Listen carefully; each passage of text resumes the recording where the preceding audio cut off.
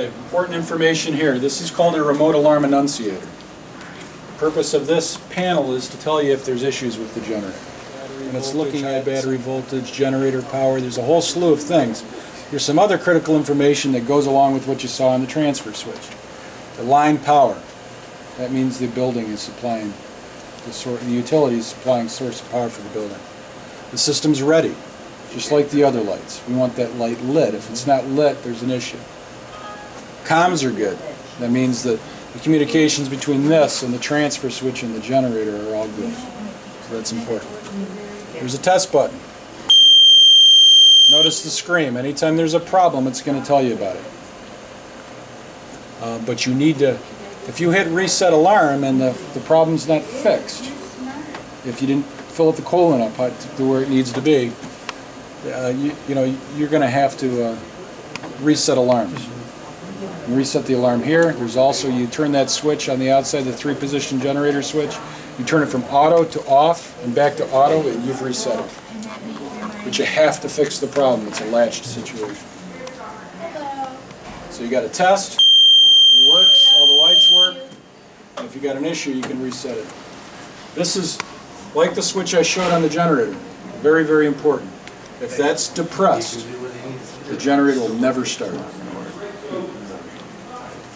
The purpose of this is that, if somebody was caught up in the machine, or there was something going, somebody was caught up in the transfer switch, you could shut it all down. You can't shut down the utility, but you can shut down the generator from there. Shouldn't there be a cover on that thing? Could be. I'd want to push it.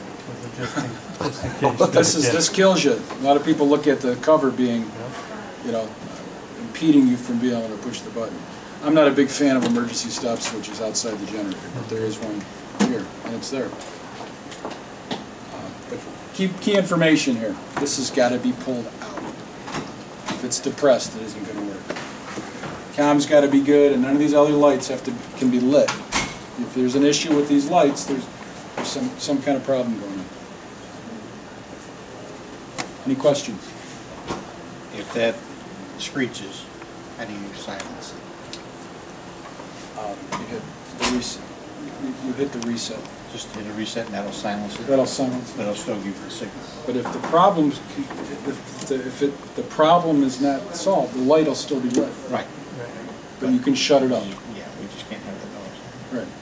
So with the one button, it'll silence the alarm. So a key point there actually is if it's a shutdown problem, for example, the oil level's too low. Right. Or the coolant level's way too low. Or there's some kind of critical problem with the engine. Overheated, whatever. It's a latched condition, and we will not allow you to run the generator unless it's addressed. Now, there are things called pre-alarms. You've got pre-low oil pressure, pre-high water temperature. Those are you're approaching a bad thing. That's not going to shut the system down. And you can make it quiet and still operate. But if any of these lights here are lit, that are critical shutdown conditions, it has to be addressed before the machine will operate. And with your normal weekly exercise, if there's ever an issue like that, we're trying to drive that to happen then.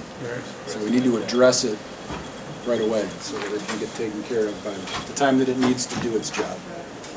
That make sense? Yep. That's the purpose of the exercise, to force any kind of problem, to heat, just like taking your car and heating it up on the highway, not leaving it in the garage all the time. You want to warm it up, you want to test it. Any questions? That's great. You were going to see if you could find out when the schedule is. How often? Back out to the generator and look at the. How often, on average, does a generator take control of the power in a building? I mean, Well, hopefully kind of a never. national average is about 3 outages, close to a half an hour per year.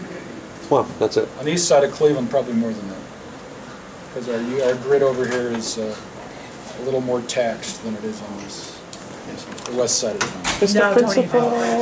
Gotcha. That way. That's all I have. Okay, thank you.